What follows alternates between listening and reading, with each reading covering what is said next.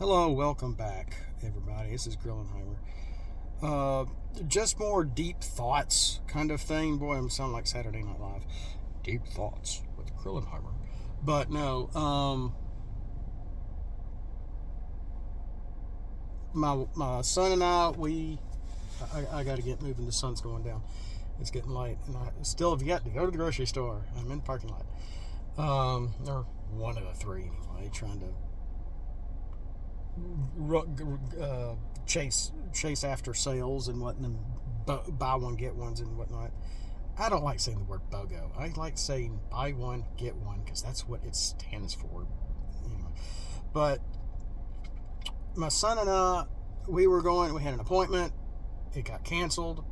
My parents' house was on the way, so we went over there and visited them for a little over an hour. That was just today is Sunday, so that was yesterday.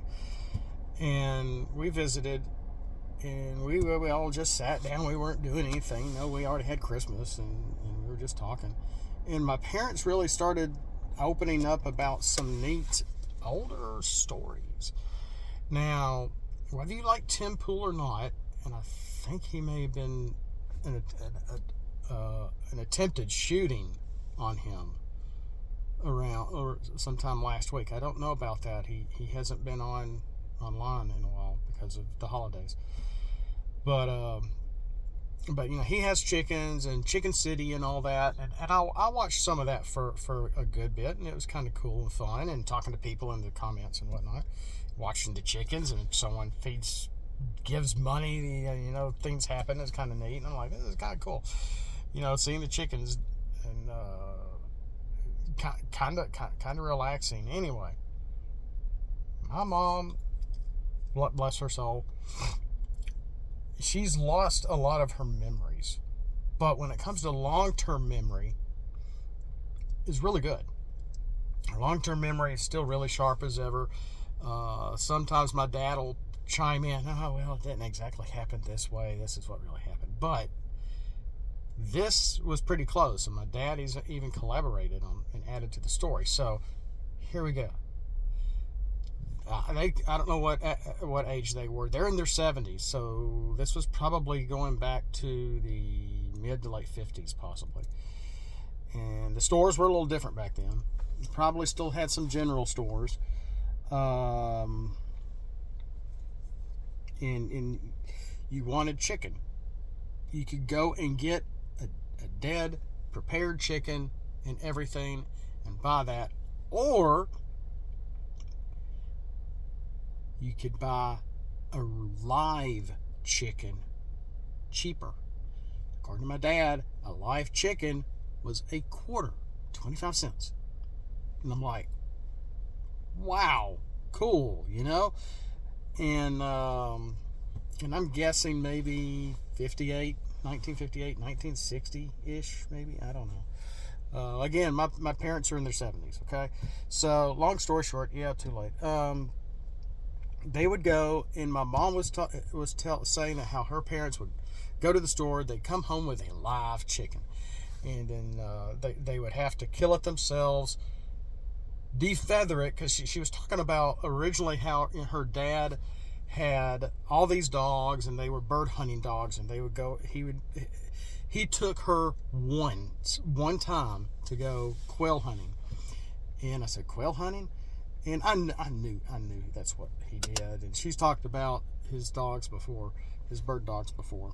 And by the time it was in the 80s, and I finally got to hang around them and meet them, long story on that, he didn't have those dogs. They weren't bird dogs. It was like this one cute little Pomeranian thing named Benji or something like that. Yeah, anyway. But there's a story there too. But so they would come home with a live chicken.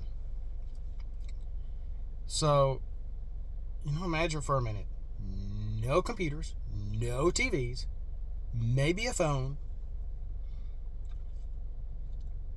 And you go out to the store and you buy a live chicken to bring it home, to kill it, and pluck all its feathers. Because this is how the story started. She was talking about plucking the feathers on the quail.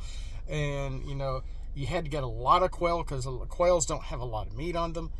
and that they were really good. And she's like, and then she started talking about defeathering a chicken. And I'm like, defeathering a chicken? She goes, yeah, my parents used to go to the store all the time and bring home a live chicken because it was cheaper. And in 45 minutes, she's like, we didn't have TV back then. And I'm like, well, yeah, I'm thinking, yeah, I know that. But I kept my mouth shut. I wasn't sarcastic back because they're my parents. I love them and respect them more than they'll ever realize. And she's like, yeah, in 45 minutes, of course, we would go outside because it would be bloody. And they kill the chicken and defeather the chicken. And she said her dad did it. And that her dad did a lot of stuff in the kitchen and cooking. And that his cooking was really good. So, yeah, you can dispel all the silly rumors the Democrats try to feed you about the women in the kitchen joke. Burn bras, burn bras. You gotta. They're creating a false narrative and a false reality of what really could have been, or how things were. Even on my other side of my family, my dad's side of the family, and I've mentioned this on this channel before. It's probably deep somewhere, where my great grandparents, they had like a Model T car, something like that, and he was always working on it. And his wife was like, okay, Louie, you can work on this car all you want. I'm driving. And she drove the family. They're like a family of 10 of them in this little car with, and the kids, they would have the kids try to crank the car because the crank was on the front of the car. And if it came down, it got to when the engine, you cranked it to get the engine to turn over, and when it did, that handle would whip right back. If you didn't get your arm out of the way, it could break your arm. And my grandfather had told me stories about that, but no one ever got hurt. He said no one ever got hurt, but if it happened, it could have been bad. And here they are having the kids do it. So anyway, back to the chicken story on my mom's side of the family. So they would buy chicken, they pluck it, they kill it. Well, not in that order. and it would take them only 45 minutes to prepare it to be able to cook it in the oven. And they said it was really good. And she liked the quail better, but quails, you had to have your dogs, and we thought it was really cool. The one time she got to go with him and go quail hunting with him, and sometimes he would come home empty-handed most of the time, but when he did, he would get a lot of quail, and they said it was just wonderful. My dad's like, oh yeah, I came over one time and had a couple myself, and they were really good. And they never really told me how it tasted exactly. So I've never had quail myself. Now, the grocery store down here, you can buy quail eggs, which I found pretty interesting. But can you imagine going to a store and either having a chicken prepared ready to put in the oven, or a live chicken cheaper so you can do it yourself? Would you be able to do that? Are you 25? Are you 30? Are you 18? Could you do that? Kill a chicken, pluck all its feathers in under an hour, and get ready to put it in the oven. Baste it and everything. I don't know if I could do that. I'm sure people have tried to call me all kinds of names, but, I don't like roaches. I'll step on a roach or a big spider. I've seen some big spiders that I've gotten in our house that I'm like, oh my gosh, I got to scrape this thing off my shoe. But something as big as a chicken, wow. And then my dad was saying because my parents lived on two different sides of town, and my dad was saying that there was this kid who was a kind of a mean kid, and if you got your live chickens from the store, and everybody went to the same store, you could ring the chicken, or you could just chop its head off. And you had to wait for it to run around without its head on until it finally stopped, to be able to get it and pluck it, which would take forever. But my grandfather apparently had it down to a science and got it done under 45 minutes. And I'm like, wow, that is impressive. So that wasn't that long ago. You may be thinking, oh, dang, you're old, you're an old man. You're just going to sling words at me and slander me all you want. I don't care. It's YouTube. You have that right. You can do it if you want to. But you also have to realize the reality of the past and how not far ago that was.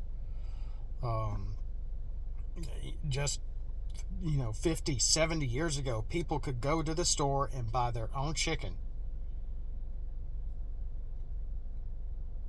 ring it, and you could either chop its head off or ring it.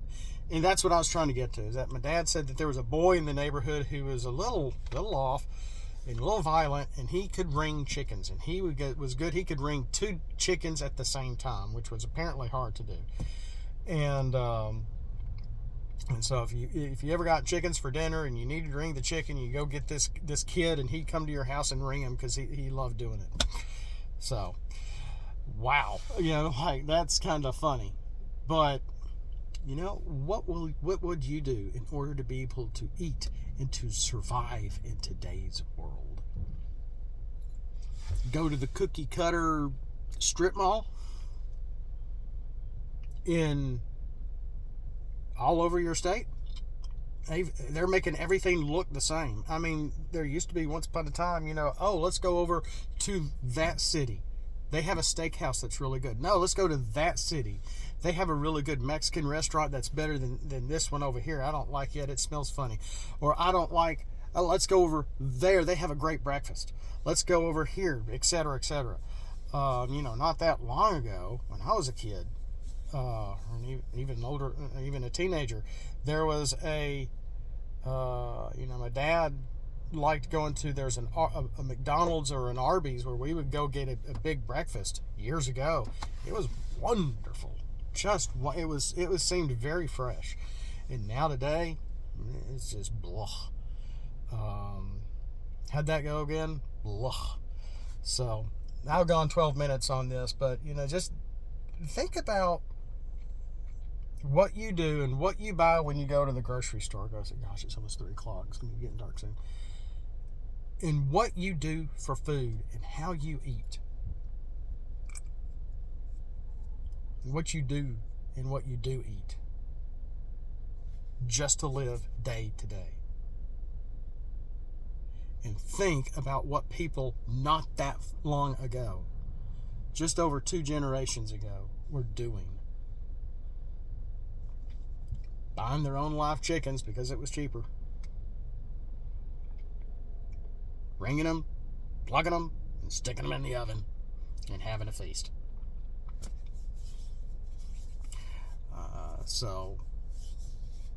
Or even maybe a turkey.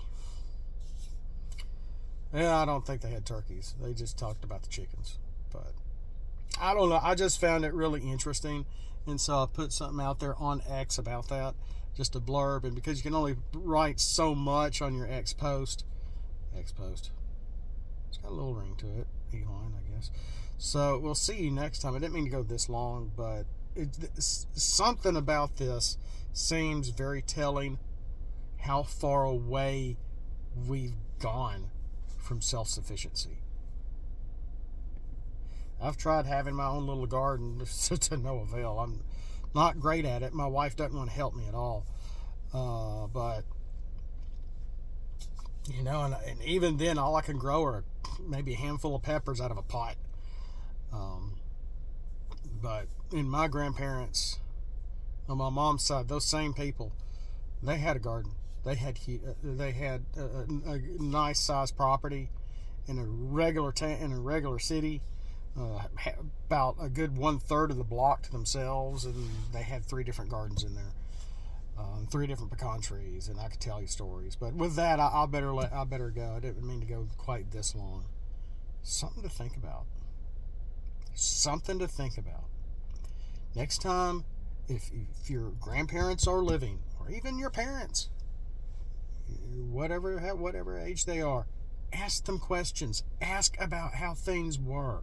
Ask about how things used to be. Traveling, eating, preparing, making meals. What they did for fun. How much time did they have for fun? Probably not much. We're way too spoiled nowadays to be able to toil and just do a bunch of nothing nowadays. Things to think about. I got to stop wasting my time. Don't waste your time. We'll see you around. You are loved. Thanks for watching. We'll see you next time.